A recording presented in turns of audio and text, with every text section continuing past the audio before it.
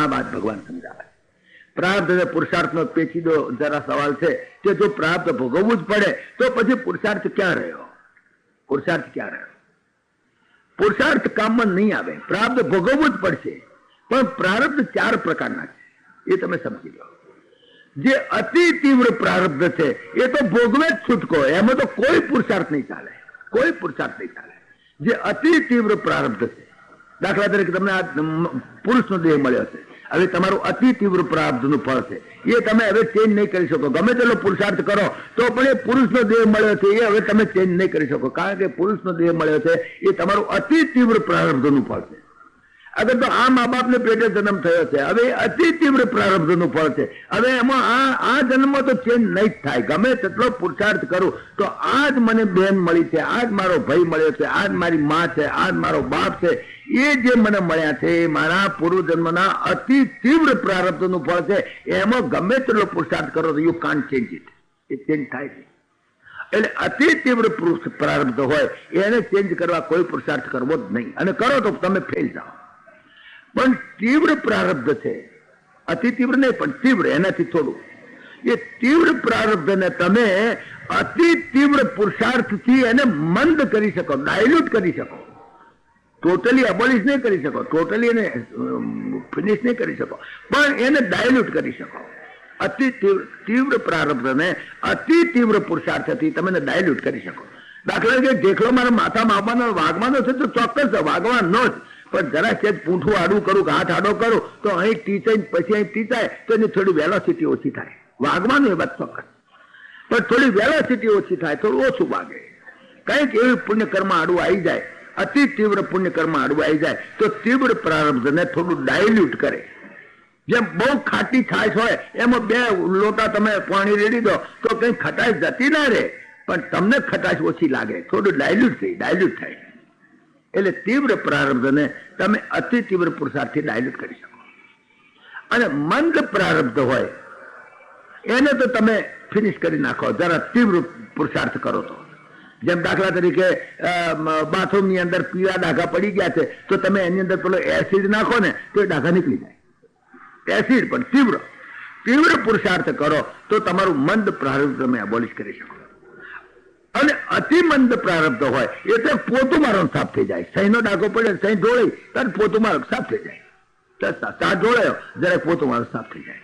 એટલે પ્રારબ્ધ તો ભોગવવું પડે, પણ પુરુષાર્થ તમને આટલી મદદ કરી શકે. એની અંદર પુરુષાર્થ તમને આટલી મદદ કરી શકે. નિષ્કામ ભાવથી તમે કર્મ કરો તો પરમાત્મા પણ તમને સહાયભૂત બને. ઈશ્વર પ્રત્યે કર્મ કરો, નિષ્કામ ભાવથી કર્મ કરવાનો અર્થ એ નથી કે તમે પગાર ના લો, તમે મજૂરી ના લો. કરો, કર્મ કરો, તમારા હકનું જે હોય લો, ના હકનું કશું ના લો. એનું નામ નિષ્કામ. મારો ભગવાન રાજી થાય અને મારો ભગવાન મને જે પ્રાપ્ત કરાવે, જે મારા પ્રાપ્તમાં જે કંઈ મને પૈસા, લક્ષ્મી, બંગલો જે કંઈ મળ્યું છે એ ભગવત પ્રસાદી માની અને એનો ઉપભોગ હું કરીશ. ભગવત પ્રસાદી માનીને એવા નિષ્કામ ભાવથી સમષ્ટિના કલ્યાણ માટે તમે જે કર્મ કરો, તમારા પોતાના અંગત સ્વાર્થથી પ્રેરાય સિવાય અને રાગદ્વેષથી પ્રેરાય સિવાય અને કરતાપણાના અહંકાર સિવાય તમે જે કંઈ કર્મ કરો એ કર્મનું ફળ તો મળશે, પણ તમે કર્મના ફળને માટે ફોંફા ના મારતા, એના માટે હડકવા ના કરતા. કર્મનું ફળ તો મળવાનું જ, પણ નિષ્કામ કર્મ છે. જે સત્વગુણી, મેં ડાક્ટરનો દાખલો આલ્યો છે, સત્વગુણી ડાક્ટર હોય એને ત્યાં કોઈ જાય ભાઈ માદો થઈ ગયો મારો છોકરો જલ્દી ચાલો, તરત કે છે ઓલરાઈટ, હું તરત નિષ્કામ ભાવથી ચાલ ભાઈ. ફળ તો એને મળવાનું, 10 રૂપિયા ફી તો હાલવાનો જ છે, પેલો નથી હાલવાનો નહીં. પણ સત્વગુણી જીવાત્મા, સત્વગુણી ડાક્ટર કે ચાલ ભાઈ પૈસા પછી વાત, એક વાર તારા છોકરાને મટાડી દે. કર્મ કરીશ ફળ મળે અગર ન મળે. સત્વગુણી જીવ એમ કે છે હું કર્મ કરીશ ફળ મળે અગર ન મળે. રજોગુણી ડાક્ટર હોય એમ કે જો ભાઈ હું આવીશ કરો, તારા છોકરાને મટાડીશ પણ 10 રૂપિયા ફી લઈશ, પેલો કે કબૂલ આપીશ. જયારે તમોગુણી ડાક્ટર હોય એમ જ કે પહેલા 10 રૂપિયા હાલે અને પછી હું તને દવા કરું. તો સત્વગુણી જીવ કે છે કે હું કર્મ કરીશ ફળ મળે અગર ન મળે. રજોગુણી જીવ કે છે કર્મ કરીશ પણ ફળ નહીં છોડું. તમોગુણી જીવ કે છે કે કર્મ ફળ મળશે તો જ કર્મ કરીશ, નહીં તો નહીં કરું. ત્રણેયને 10 રૂપિયા તો મળે, 10 રૂપિયા તો મળવાના, કર્મનું ફળ તો મળવાનું. પણ પેલાને કોકની વાતડી ઠારીને લીધા, સત્વગુણી જીવે કોઈની વાતડી ઠારીને 10 લીધા, પેલાએ સોદાબાજી કરીને 10 લીધા અને પેલાએ કોઈની વાતડી કકડાઈને 10 લીધા. બસ આટલો ફેર છે. નિષ્કામનો અર્થ એમ નથી કે તમે ફળને છોડી દો. કર્મના ત્યાગની વાત ભગવદ્ ગીતા કહેતી નથી અને કર્મના ફળના ત્યાગની પણ વાત નથી, પણ કર્મના ફળની અંદર જે આસક્તિ જે છે એની વાત છે. મળ્યા ને એમ થશે 10 લાખ મળ્યા, 10 લાખ જ મળ્યા, છેનું સુખ નહીં મળે, નથીનું દુઃખ ઉભું કરશો. નિષ્કામ કર્મ નહીં કરો તો છેનું સુખ નહીં મળે, પણ નથીના દુઃખમાં છેનું સુખ ભૂલી જશે. છે તમારી પાસે, તમને ભગવાને એક બંગલો આલ્યો છે ને, તો ભાઈ એક જ આલ્યો છે ને, થયું છેનું દુઃખ, છેનું સુખ ભૂલાઈ ગયું નથીના દુઃખમાં. નથીના દુઃખમાં છેનું સુખ ભૂલાઈ ગયું. ભાઈ તમને પરમાત્મા એ બંગલો તો આલ્યો છે કે આપણે એક જ આલ્યો છે. ભાઈ તમે પરમાત્મા એક દીકરો તો આલ્યો છે, પણ એક જ આલ્યો છે. છેનું સુખ નથી, નથીનું દુઃખ છે, એને છોડવાની વાત કરશે નિષ્કામ કર્મ. છેનું સુખ ભોગવો, નથીના દુઃખની ચિંતા છોડો. આખી દુનિયાની સંપત્તિ મળે તો તમારે નથી જ રહેવાનું છે. જેટલું છે એટલું બરાબર છે. એક તમને લાખ રૂપિયા તો પરમાત્મા જ, પણ 1 જ લાખ આલ્યા છે, બસ 1 લાખ આલ્યા છે, એનું 2 લાખ કેમ નથી એનું દુઃખ છે, પણ લાખ મળ્યા છે એનું સુખ નથી. અને એ સુખની તમે તો એની હદ નથી. એ તો આ હોરાઇઝન જેવું છે. આ પેલો જે આ આકાશ અને પૃથ્વી અડે છે ને શું કે છે આ હોરાઇઝન, હે ના હોરાઇઝન શું કે ક્ષિતિજ જેવું છે. જેમ જેમ હેડા જાવ તેમ તેમ ક્ષિતિજ આખી જતી જ જવાની. આખી દુનિયાની સમૃદ્ધિ મળે તો તમને અસંતોષ થઈ રહેવાનો, પણ જે મળ્યું છે પૂરું છે તો બસ સંતોષ થઈ જાય. બસ એ વાત નિષ્કામ કર્મની વાત છે કે જે કઈ મળ્યું છે ભગવત પ્રાપ્તિ માની, ભગવત ચરણારવિંદમાં ચિત્ત રાખી, ભગવાનનો ઉપકાર માનો, થેન્ક યુ કહો, પરમાત્માને ઉઠીને થેન્ક યુ કહો. મહારાજ જેટલું આલ્યું છે ઓછું આલ્યું છે, બહુ આલ્યું છે. પણ ઘણા ચિંતા થાય કે ભગવાન મને તો આ બહેનો બૂટ પહેરે છે અને મને બૂટ નથી. અરે આ મૂર્ખા, તને તો બૂટ નથી પણ ઘણાને તો ટોંટ્યા જ નથી. એના હિસાબે તો તને એટલું તો કર ને, તને બૂટ તો નથી પણ ટોંટ્યો તો આલ્યો છે, પગ તો આલ્યો છે. પણ આ ચિંતાની અંદર માણસ તો નથીના દુઃખની અંદર છેના સુખને ભૂલી ગયું છે. અને એ જ જિંદગીની એક કરુણતા છે. અને કરુણતા સમજાવવા માટે કરીને આ પ્રયત્ન કર્યો છે. ઉદ્ધવજીને ખૂબ વાતો સમજાય. ઉદ્ધવજી બધું તું પરમાત્માને ઉપર સોંપી દે. પરમાત્માને he knows your demand earlier then what you know. ઈશ્વરને ખબર છે તારે કઈ વસ્તુની જરૂરિયાત છે. જે જરૂરિયાત હતી એ તો તને હાલી દીધી છે, અગાઉથી હાલી છે. અને છતાં જરૂરિયાત હશે ને તારા પ્રાપ્તમાં હશે, પરમાત્મા જરૂર હાલશે કે તારું પ્રાપ્ત એને નથી ભોગવવું, એ કઈ ખાઈ જવાનું છે. તો ઈશ્વરને શરણાગત થઈ જાય અને તું તો ફક્ત નારાયણનું નામ લે. તારું નારાયણનું નામ છે.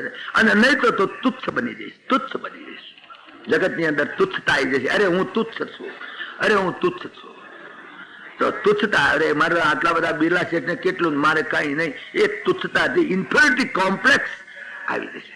તમે ઇન્ફિનિટ છો નહીં, સચ્ચિદાનંદ સ્વરૂપ છો, પરમાત્માના સ્વરૂપ છે.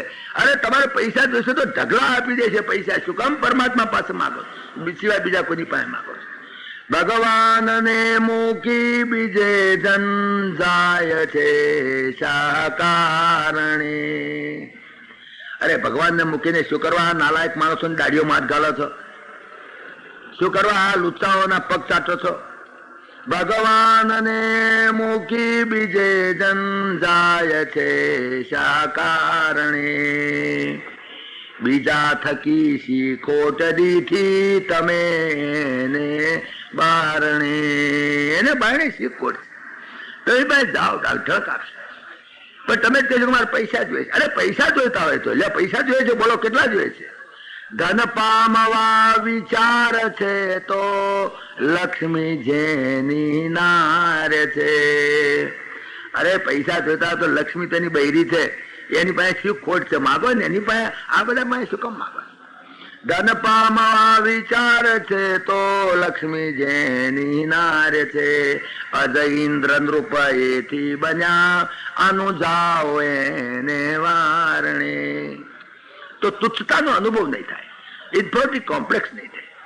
પછી તો તમે પરમાત્માના લાડલા દીકરા છો, શું કરવા દુઃખી થાવ છો? ભાઈ શું કરવા પૈસા રૂપાપા મારું, મને આટલા રૂપિયા મળે, મને આટલા મળે. પૈસાની પાછળ માણસ ગાંડો થઈ જાય, પરમાત્માને એનાથી ભૂલી ગયો છે. અને તુચ્છતા અનુભવ છે, બિલકુલ તુચ્છતા અનુભવ. ગમે તેટલું મળશે તો તુચ્છના તુચ્છ જ રહેવાનું. એક વખત એક પ્રશ્ન ઉભો થયેલો, હું તમને કહું. નૈમિષારણ્યની અંદર એક વખત એક સેમિનાર ભરાયેલી. જયારે કોઈ સમાજમાં કોઈ પ્રશ્ન ઉભો થાય ને ત્યારે પહેલાના વખતમાં નૈમિષારણ્યની અંદર બધા ઋષિ મુનિઓની સેમિનાર ભરાય અને સેમિનારની અંદર બધા નિર્ણય થાય અને એની અંદર જે પ્રેસિડેન્ટનો જે સેમિનારનો હોય એ જે વર્ડિક્ટ આપે એ પ્રમાણે જગત ચાલે અને જગતના નિયમો એ પ્રમાણે ચાલે. તો એક વખત એવી સેમિનાર ભરાઈ હતી. 3 દિવસની સેમિનાર હતી. 3 દિવસની સેમિનારની અંદર બધા આવેલા, ઋષિ મુનિઓ બધા આવેલા, વશિષ્ઠ, વિશ્વામિત્ર, વાલ્મીક વગેરે આવેલા. વ્યાસ નારાયણ પોતે તો એની સેમિનારના પ્રમુખ હતા, એ તો ચેરમેન હતા. બાકી બધા દુનિયાના જેટલા ઋષિઓ, મહર્ષિઓ, જ્ઞાનીઓ, વિજ્ઞાનીઓ બધા ત્યાં આગળ આવેલા, બધા પંડિતો, વિદ્વાનો ને બધા આખી દુનિયાના આવેલા. અને સામાજિક એક પ્રશ્ન ઉભો થયો કે આ દુનિયામાં તુચ્છ કોણ, તુચ્છ કોણ? ભગવદ્ ગીતામાં એ શબ્દ વાપરે છે જગન્ય, જગન્ય શબ્દ વાપરે છે. ભગવદ્ ગીતામાં એ શબ્દ આવે જગન્ય. જગન્ય ગુણવૃત્તિ સ્થા અધોગચ્છન્તિ તામસાહ. એવા જેની જગન્ય વૃત્તિ છે, જે તુચ્છ છે, જગન્ય ગુણવૃત્તિ સ્થા અધોગચ્છન્તિ તામસાહ, એની અધોગતિ થાય છે. અરે મારી પાસે કઈ નહીં, અરે મારી પાસે કઈ નહીં, ઇન્ફિયોરિટી કોમ્પ્લેક્સ. તો જગન્ય કોણ? આ જગતમાં જગન્ય કોણ? તુચ્છ કોણ? નકામો માણસ. જગન્ય એટલે ટોટલી યુઝલેસ ફેલો, જેને કોઈ બોલાવે નહીં, જેને કોઈ હોમું જોવે નહીં, જેને કોઈ લગ્નમાં હોય તેને તો જાય નહીં, એને કોઈ લગ્નમાં બોલાવે નહીં, જેનું કોઈ નામ ના લે, જતો હોય તો હોમું ના જોવે, એનું નામ જગન્ય. જગન્ય એટલે તદ્દન useless fellow, totally useless fellow. તો આ જગતમાં જગન્ય કોણ? આ પ્રશ્ન હતો. હવે નૈમિષારણ્યની અંદર આવડું મોટું સેમિનાર ભરેલી અને આ પ્રશ્ન ઉપસ્થિત થયો કે ભાઈ જગન્ય કોણ? આ જગતમાં નકામો માણસ કોણ? તો પછી તો બધા વિદ્વાનો હતા પાછા, એટલે જે ચર્ચા ચાલે એ પણ શાસ્ત્રના આધારે ચાલે. પાછી એમ કઈ ગપ્પા નહીં મારવાના. જે ઓપિનિયન આપે પોતાનો, કારણ કે ટુકડીઓ કરી નાખેલી, ભાઈ આ ટુકડી, આ ટુકડી, આ બધી ટુકડીઓ, અને પછી દરેક અંદર અંદર ચર્ચા વિચારણા કરો, પછી તમે ચર્ચા વિચારણા કરો, પછી એકબીજાની સાથે ચર્ચા વિચારણા કરો, અને પછી ફાઇનલી બધાનું ચર્ચા વિચારણા કરી પછી અને પ્રેસિડેન્ટ પાસે જે એમના મંતવ્યો રજૂ કરે, પ્રેસિડેન્ટ એનું વર્ડિક્ટ આપે પછી, અને એ નિયમ થઈ જાય. તો ચર્ચા ચાલી, બરાબર ચર્ચા ચાલી. એની અંદર બે પક્ષ પડી ગયા. એક પક્ષે એવો વિચારણા કરી, એક વિચારધારા એવી ચાલી, 2 schools of thoughts, 2 જાતની વિચારધારાઓ થઈ. એક પક્ષે એવો પડી ગયો, એને કહ્યું કે ચિદ વદંતિ ધનહીન જનો જગન્ય. એક પક્ષે કહ્યું કે જેની પાસે પૈસા નથી એ જગન્ય, નકામો, તુચ્છ માણસ. પૈસા ના માણસ નકામો કહેવાય. પૈસા કઈ નકામી ચીજ નથી. અરે મારા ગોદામ પૈસો ના હોય તો નકામો માણસ, કોઈ મને ઉભો ના રહેવા દે. એ તો ઠીક છે મારા ભાઈ, આપણી પાસે પૈસા છે એટલે આવે, નહીં તમે કોઈ હાલે નહીં. પૈસો ના હોય કોઈ હાલે નહીં હોય. અને પૈસો ના હોય એ નકામો માણસ. પૈસા તો મુખ્ય વસ્તુ છે. પૈસો નકામી ચીજ નથી, કારણ પૈસો હોય તો તમે સુખે રહી શકો, તમે એટલીસ્ટ તમારું શરીર સારું રાખી શકો. શરીર સારું રહે તો ભગવત ભજન થાય. પેટમાં ખાંચ્યું હોય તો ભૂખ્યા હોઈએ તો ભોજન ના હોય તો ભજન ના થાય. ભોજન તો ખાવા જોઈએ. આ તો થોડા સપ્તાહ કરીએ, પણ પછી પૈસા ના હોય તો શું કરો? કાલ કોણ હાલે? પછી ઉપાધિ ઉપાધિ. એટલા માટે આ સાધુ સંતો પૈસા ભેગા કરી લાગે છે, મારું બેટું આ તો બધા કાલ ઉઠી ગયા, હવે કાલથી કથામાં ભરવા નહીં આવે તો અમે તો અદ્ધર થઈ જઈએ. પૈસા વગર તો કોઈ ચાલે નહીં. પૈસા વગર તો કશું. અરે સત્કર્મ કરવું હોય તો પૈસા વગર ના થાય. લ્યો, તમને ઘણું મન થાય કે મારે 2 પૈસા નાલવા, પણ હોય તાર હાલે. સત્કર્મ હોય, પૈસા હોય તો હોસ્પિટલો બંધાવાય, પૈસા હોય તો અન્ન ક્ષેત્ર કરાય, પૈસા હોય તો જાત્રા થાય, પૈસા હોય તો બધું થાય. ભાઈ પૈસા વગરનો માણસ નકામો. હા, નાણા વાળાનો નાથીઓ, નાણે નાથા લાવ. જેની પાસે પૈસા છે, યશ્યાસ્તમ સનરા કોલેના, પૈસા હોય એ કુળવાન કહેવાય. કે ભાઈ એને ભલે છોડી નાખો તો આગળ, એને 50 લાખ રૂપિયા તો છે ને, છોડી નાખો. મોં એ ગમે તેવો હોય છે, એમ ઉઠકો જો ગમે તે હોય, પણ મારી છોડી ખાતે પીધો તો સુખી થશે, મોટરમાં તો ફરશે, હારી હાડીઓ તો પહેરશે, મોં રખડેલો હોય તો. પૈસા દેખી દે એ કુળવાન કહેવાય. કુળવાન કોને કહેવાય? જેની પાસે ફ્લેટ પિયાટ ફોન હોય એ કુળવાન કહેવાય. એટલે પૈસા વાળો માણસ કુળવાન ગણાય. કુળવાન કેવી રીતે? પૈસા કુળવાન. પૈસો જ ના હોય તો એને કોઈ છોડી નાખે નહીં. ગરીબ માણસનો કોઈ જમાઈ તો થવા તૈયાર ના થાય, પણ હાવો થવાય તૈયાર ના થાય, અને જમાઈ થવાય તૈયાર ના થાય. પૈસા મુદ્દાની ચીજ છે. પૈસા ઘણી જ કિંમતી ચીજ છે, જો પ્રમાણસર હોય તો. પૈસો તો બહુ જરૂરિયાતની ચીજ છે. ધર્મ, અર્થ, કામ અને મોક્ષ ચારે પ્રાપ્ત કરવાનું કહ્યું. વ્યાસનારાયણે પોતે કહ્યું છે કે અમે અર્થના દુશ્મન નથી હો, અમે પૈસાની વિરુદ્ધ નથી. અરે અમે તો કહીએ છીએ કે ધનવાન ભવ, પુત્રવાન ભવ, આયુષ્માન ભવ, સમૃદ્ધિવાન ભવ. આ તો મારા શાસ્ત્રોના સંતોના આશીર્વાદ છે તમારી પર. ખૂબ પૈસા પેદા કરો, લાખો પેદા કરો, કરોડો પેદા કરો, કોણ ના પાડે છે? ધર્મની મર્યાદામાં રહીને કરોડો પેદા કરો, કોઈ ચિંતા નથી. અમે અર્થના દુશ્મન નથી. પૈસા તો સારી ચીજ છે ભાઈ, પૈસા તો જેટલા હોય એટલા પેદા કરો. ધર્મની મર્યાદામાં રહીને કરશો તો એ અર્થ અનર્થ નહીં કરાવે, નહીં તો એ અર્થ તમને અનર્થ કરાવશે. માટે ધર્મની મર્યાદામાં રહીને જેટલો બને એટલો અર્થ પેદા કરો તો તમને અનર્થ પેદા નહીં કરાવે, નહીં તો અનર્થ પેદા કરાવશે. આટલી શરત છે. બાકી તો પૈસા ગમે તેટલા પેદા કરો, કોઈ ના પાડતો નથી. એટલે પૈસા વગરનો માણસ નકામો. યશાસ્તમ સનરા કુલેના સપંડિતા સશ્રુતિમાન ગુણજ્ઞ સૈવ વક્તા સતદર્શનીયા. ખરેખર તો એ જ ગુણજ્ઞ કહેવાય, એના બધા ગુણ આવી જાય અને એ જ વક્તા કહેવાય. તમે જુઓ તો પૈસાદાર માણસ હોય અને એના હાથે ઉદઘાટન કોઈ સમારંભનું હોય અને બિરલા શેઠ આવ્યા હોય તો બધું આખો મંડપ ચિકાર ભરી જાય અને પછી ઉદઘાટન કરીને 5 મિનિટ પ્રવચન કરે. ભાઈ આ જ્ઞાન યજ્ઞનું પ્રવચન કરવા કોઈ મિનિસ્ટર આવે, બધું ચિકાર થઈ જાય, બધું ચિકાર થઈ જાય. જેમ એમને મિનિસ્ટરને ભાગવત હાથે કઈ નાયક ના હોય તો કઈ લેવા દેવા ના હોય, છતાં મિનિસ્ટર આવે તો જ ભગવાનનો જન્મ થાય, નથી ભગવાનનો જન્મ બી ના કરે. પૈસા છે, વિચાર કરો. પૈસા હોય, બિરલા શેઠ આવી બેઠા બધા આવે. બિરલા શેઠ જબ પ્રવચન કરી હેડ્યા ગયા, આખો મંડપ ખાલી, 5-25 જણા બેહી રહે બસ. કારણ કે સૈવ વક્તા સતદર્શનીય માટે સર્વે ગુણા કાંચનમાં શ્રેયંતે. ભાઈ બધા બધા ગુણ પૈસામાં છે, પૈસા ના હોય તો નકામો માણસ. એટલે એ આ શાસ્ત્રના આધાર ટાંકીને એમણે કહ્યું કે ભાઈ શાસ્ત્રના નિયમ પ્રમાણે કહીએ છીએ પૈસો નકામી ચીજ નથી, અર્થ પણ પ્રાપ્ત કરવાની ચીજ છે. જે 4 પદાર્થ પ્રાપ્ત કરવાનું ધર્મ કામ મુકશે એ જીવનનું ચરમ લક્ષ્ય છે. તો એની અંદર ધર્મ પણ પ્રાપ્ત કરો, ધર્મની મર્યાદામાં રહીને અર્થ કરો અને એ અર્થથી તમારી કામનાઓ તૃપ્ત કરો. અને તમારી કામનાઓ તૃપ્ત કરતે કરતે જયારે તમને કામનાઓની નિરર્થકતા સમજાશે ત્યારે તમને મોક્ષની સાર્થકતા સમજાશે. ત્યાં સુધી નહીં સમજાય. માટે આ પ્રોસેસ છે. ધર્મની મર્યાદામાં રહીને અર્થ પ્રાપ્ત કરો, એ અર્થથી તમારી કામનાઓ સંસારની તૃપ્ત કરો. અને કામનાઓ તૃપ્ત કરતે કરતે એક દાડો એવો આવશે કે જયારે તમને કામનાઓની નિરર્થકતા સમજાશે કે નિરર્થક હતું છેવટે. અને જયારે નિરર્થકતા સમજાશે, જયારે પાકો વૈરાગ્ય થશે ત્યારે તમને મોક્ષની સાર્થકતા સમજાશે. માટે આ બધું ભેગું કરવાનું છે. માટે અર્થ તો મુદ્દાની વસ્તુ છે ભાઈ. 4 પદાર્થ પૈકીનો એક મુદ્દાનો અર્થ છે. માટે પૈસો પેદા કરવો જોઈએ.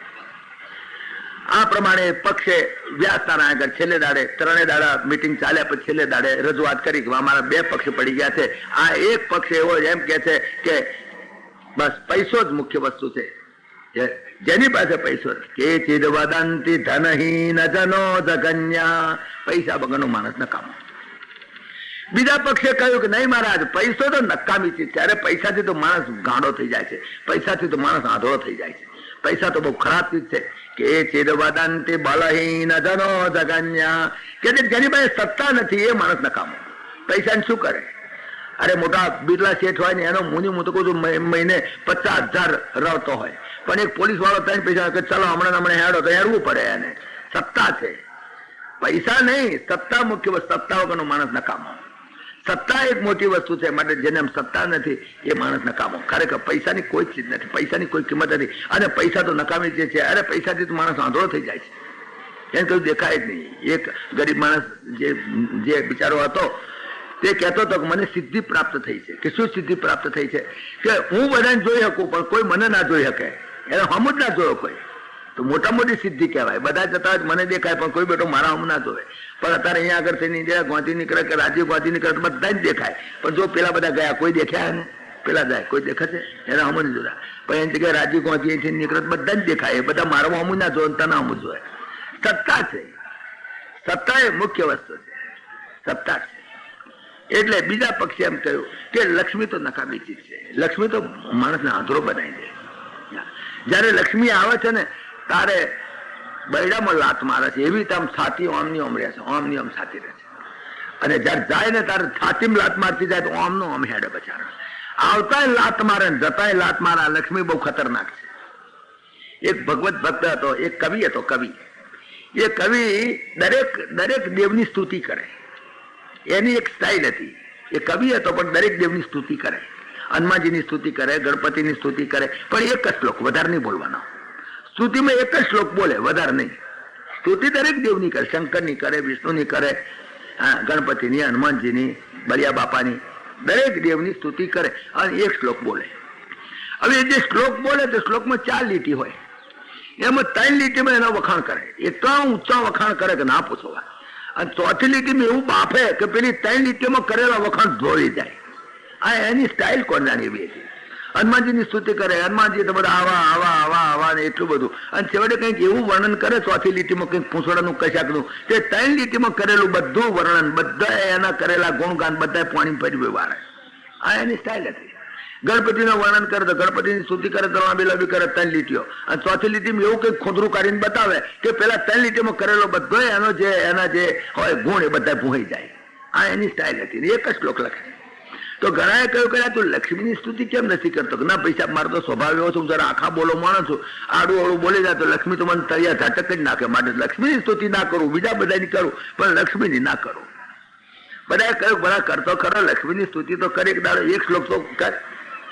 એને એમ થયું હારું લક્ષ્મીની સ્તુતિ કરું, પણ લક્ષ્મીની સ્તુતિ કરવાની અંદર એને પહેલી ટીમ માફી માગી લીધી. લક્ષ્મી જુઓ મારો સ્વભાવ આખો બોલો છે, પૈસા કોઈક જગ્યાએ બોલી જાય, બોલવા બેઠા હતા ગમે તેમ બોલી જાય, તો હું જરા બોલું તો ખોટું ના લગાડતા. લક્ષ્મી ક્ષમસ્વ વચની અમિદમ દુરોગતમ. હે લક્ષ્મી, કદાચ મારાથી ઊંધું થતું બોલી જાય તો પૈસા માફ કરજો, બાકી ખરેખર કહું હું આખા બોલો માણસ છું, તમને હાચું કહી દઉં. લક્ષ્મી ક્ષમસ્વ વચની અમિદમ દુરોગતમ અંધા ભવંતી પુરુષા ત્વદુપાશ્રયેણ. માજી તમારા આશ્રય જે આવ્યો ને એ માણસ વાંધો જ થઈ જાય. તમારો જેને હાથ ઝાલ્યો એ વાંધો, અગર તમે જેનો હાથ ઝાલ્યો વાંધો જ થઈ જાય. આવું મેં કહું છું. લક્ષ્મી કહે બેવકૂફ, તું અક્કલ વગરની વાત કરશે. એક દાખલો એવો બતાય કે જેની પાસે પૈસાનો વાંધો થયો હોય. અરે ઉડતી એની આંખો તો હારા મારી હોય છે, તો અંદર કઈ દવાઓ નખાય, પણ એની આંખો તો સરસ, અને ત્યાં સુંદર ચશ્મા પહેરે. કોઈ એવો દાખલો બતાય કે જે પૈસા એમાંથી વાંધો થયો હોય, અરે વધારે સારું દેખાય, એની આંખો તો તે જ મારે. એવો એક દાખલો બતાય તું મને કે જેમાં પૈસા મળ્યાનો વાંધો થયો હોય. તો જૂઠું બોલે છે કે અંધા ભવંતી પુરુષા ત્વદુપાશ્રયેણ. તો કે માતાજી જુઓ, હું તમને કહું દાખલો બીજો તો ક્યાં લેવા દઉં, પણ તમારા ઘરનો જ દાખલો આલુ લ્યો કહો. નો ચેત કથમ કથાય પન્નગ ભોગ તલ્પે નારાયણ સ્વપિતિ પંકજ પત્ર નેત્ર. અમારા નારાયણ પંકજ પત્ર નેત્ર, આમ તો એમના કમળ જેવા નેત્ર છે, પણ કોણ જાણે તમારો હાથ ઝાલ્યો તાના એવા વાંધરા થઈ ગયા છે. એમને એટલું ભાન નથી પડતું કે હાફ ઉપર પડ્યો છું. અરે ઘરમાં હાફ ફરતો હોય તો આપડે તો ઊંઘ ના આવે, ઘરમાં હાફ ફરતો તો ઊંઘ ના આવે. અને તે સમુદ્રમાં, એટલે ઘરમાં પાણી પી ગયું ખાટલા તરતા હોય તો ઊંઘ ના આવે ને સમુદ્રમાં જઈને પડ્યા છે. અને પન્નગ ભોગ તલ્પે નારાયણ સ્વપીતિ, અને એ તો એમ સમજે છે કે ગદેલું છે હારું, એને એટલું ભાન નથી પડતું કે આ હાફ છે, દેખાતું નહીં હોય તારે ને વાંધો થઈ ગયો છે. તમારો હાથ ઝાલ્યો તારથી, તમારો હાથ ઝાલ્યો તારથી વાંધો થઈ ગયો છે. અમારો નારાયણ પણ વાંધો થઈ ગયો છે. બાપજી મારે પૈસા, તમે તો ખતરનાક છો, તમને તો જે.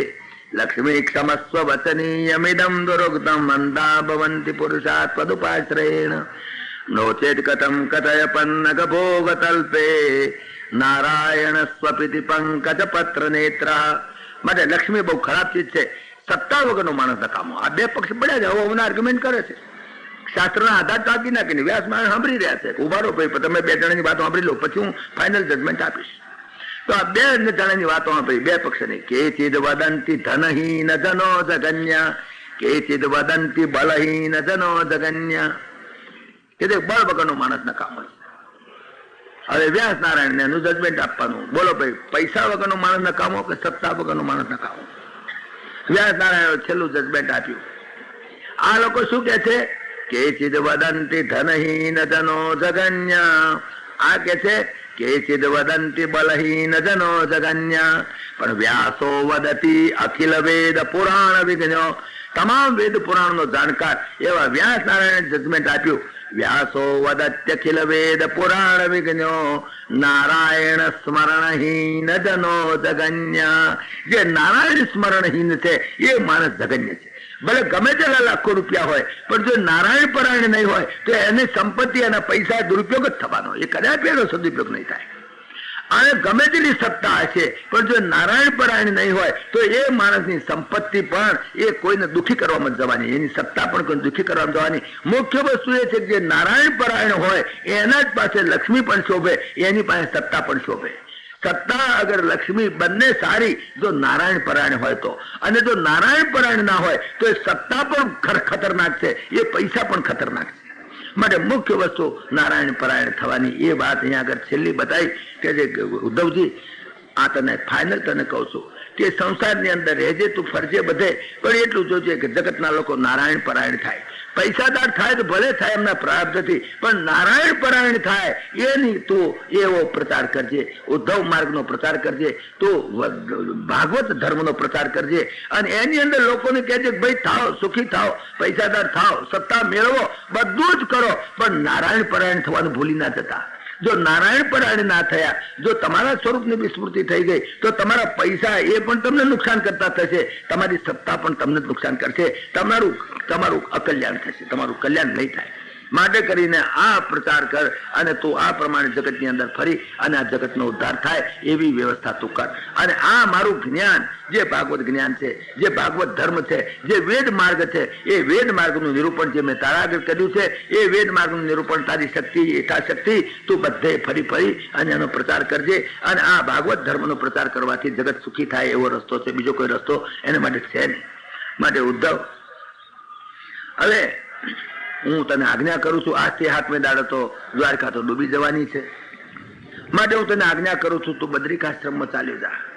અહીંથી સીધો બદ્રિકાશ્રમમાં જા અને ત્યાં આગળ તું ફળમૂળનું ભોજન કરજે અને ટાઢ તડકો વગેરે તું સહન કરજે, સારો સ્વભાવ રાખજે, ઇન્દ્રિયોનો તું સંયમ રાખજે, એકાગ્ર બુદ્ધિથી તું શાંત થઈને રહેજે અને જ્ઞાન અને વિજ્ઞાનથી યુક્ત તું રહેજે. અને તમે મારી પાસેથી જે કંઈ સાંભળ્યું છે એનું વિચારપૂર્વક તું ચિંતન કરજે. પરમાત્મા છેલ્લા એના આશીર્વાદ આપે છે. ઉદ્ધવ, મારો તો હવે જવાનો ટાઈમ થઈ ગયો છે. આ દ્વારકા હવે ઊંધી થઈ જ જવાની છે. દ્વારકામાં પાણી ફરી ભરવાનું છે. માટે તું એકલો બચવાનો છું યાદવોની અંદર, તું ચાલતો થઈ જા. તું બદ્રિકાશ્રમમાં જા, ત્યાં જઈને રહેજે, મારા ધર્મમાં પરાયણ રહેજે અને ત્રિગુણાત્મક ગતિઓને ઓળંગી જઈ અને છેવટે તું મને પ્રાપ્ત કરીશ. હું તને આશીર્વાદ આપું છું. આ પ્રમાણે ઉદ્ધવજીને વાત કરી ભગવાને. ઉદ્ધવજી તો બિચારા રડી પડ્યા. અરે ભગવાન જાય છે, આટલા વખત જોડે રહે, પરમાત્માનો મારો વિયોગ થશે, આજે મારે એમને છૂટા પડવાનું થાય છે. ઉદ્ધવ બિચારા શું કરે? છેવટે ભગવાન શ્રી કૃષ્ણને આજ્ઞા આપી એટલે ઉદ્ધવે ભગવાનની પ્રદક્ષિણા કરી અને એમના નજીક આવેલા જે વિરહના દુઃખથી બિચારો રડતો વ્યાકુળ થઈ અને ભગવાનની પાદુકાઓને લઈ અને સીધો બદ્રિકાશ્રમ વારંવાર પ્રણામ કરતો બદ્રિકાશ્રમ ચાલ્યો ગયો. ઉદ્ધવજી ગયા પછી પરમાત્મા તો હવે 7 દિવસનો ટાઈમ છે, જોઈએ છે. પેલો શ્રાપ મળેલો છે પેલા સાંભને કે આ મુસળ પાકશે, એનાથી તારું નખો જ નીકળી જશે કુટુંબનો. એ શ્રાપનો ટાઈમ આવી ગયો. હંમેશા દરેક વસ્તુ એના ફળ એના ટાઈમ સર પાકે છે.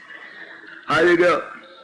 પેલા લોકોને કહ્યું હતું કે ભાઈ દ્વારકા આપણે છોડીને જતા રહીએ. પ્રભાસ પાટણમાં ભગવાને કહેલું, બધા યાદવો તૈયારી કરી, ચાલો પ્રભાસ પાટણમાં આપણે બધા જઈએ. બધા યાદવો, બધા બલરામજી શીખે અને ભગવાન પણ બધા કે ચાલો આપણે પ્રભાસ પાટણમાં ચાલ્યા જઈએ, અહીંયા આગળ રહેવું નથી. બધા યાદવોને કહ્યું ખાલી કરી નાખો અહીંથી દ્વારકા.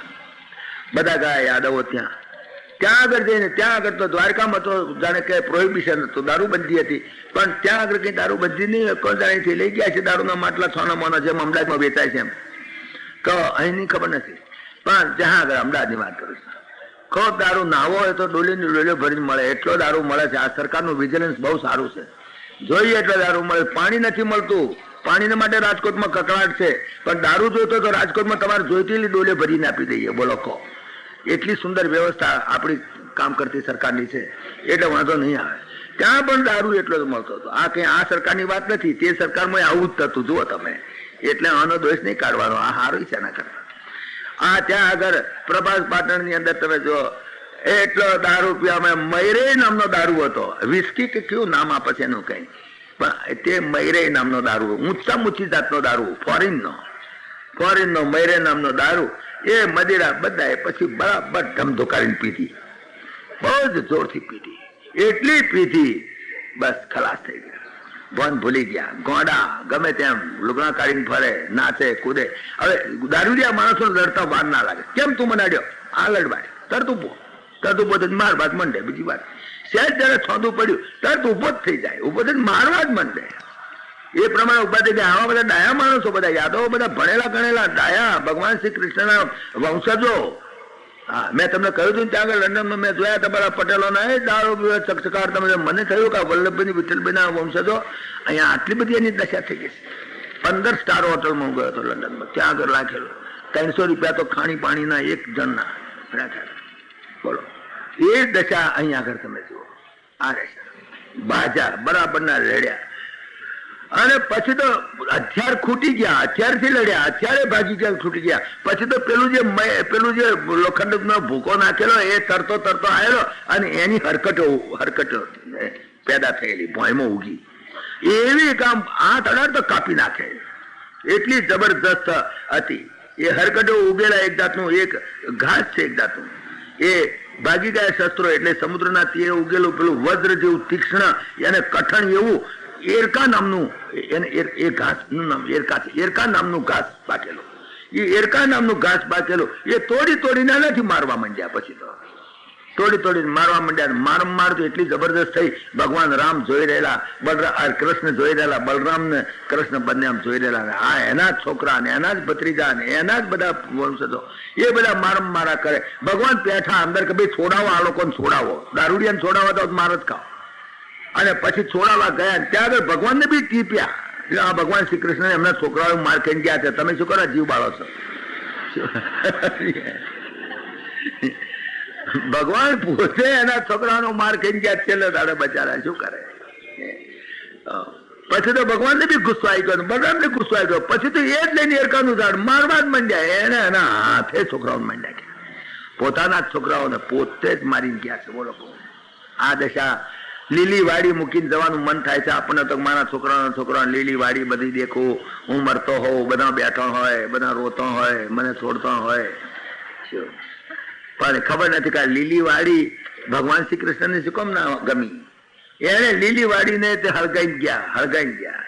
ભગવાન ગયા તો બધા મરી ગયા. એટલે ભગવાનને બહુ દુઃખ થયું. અરે મારા હાથે અને મારા દેખતા અને આ સ્થિતિ ભગવાનને બિચારાને દુઃખ થયું. ભગવાન શ્રી કૃષ્ણ શ્રમ અને ખેડથી પછી એક શ્રમ થયો, ખેડ પણ બહુ થયો.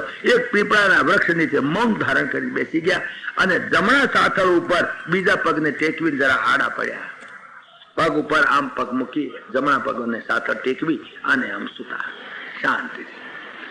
જરા આડા પડ્યા. એવામાં પેલો ગયા જન્મનો વાલી એનું લેણ દેણ ચૂકવવા આવી ગયો. એ પારધી, એનું નામ હતું જરા નામનો પારધી. એને લાગ્યું પડે ભગવાન શ્રી કૃષ્ણના ચરણ એટલા કોમળ અને એટલા સુંદર કે જાણે પેલા અરણ્યના બચ્ચાનું મોડું હોય એવા લાગે, એવા સુંદર.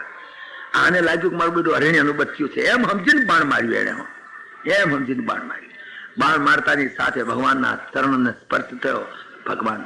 અને ત્યાં આગળ જ્યાં સ્પર્શ થયો અને બરાબર વાગ્યું. પારધીને પોતાની ભૂલ સમજી કે દોડતો આવ્યો. મહારાજ માફી માંગુ છું, ભૂલ થઈ ગઈ, મને ખબર ના રહી. ભગવાને કહ્યું કઈ વાતો નથી, બધી લેણ દેણ પૂરી કરવાની છે. આટલી એક લેણ દેણ રહી ગઈ હતી તે પૂરી. બેટા તું જરાય ચિંતા કરીશ નહીં, તું તારે મેં જા શાંતિથી. એને શાંતિથી આપીને વિદાય કર્યો.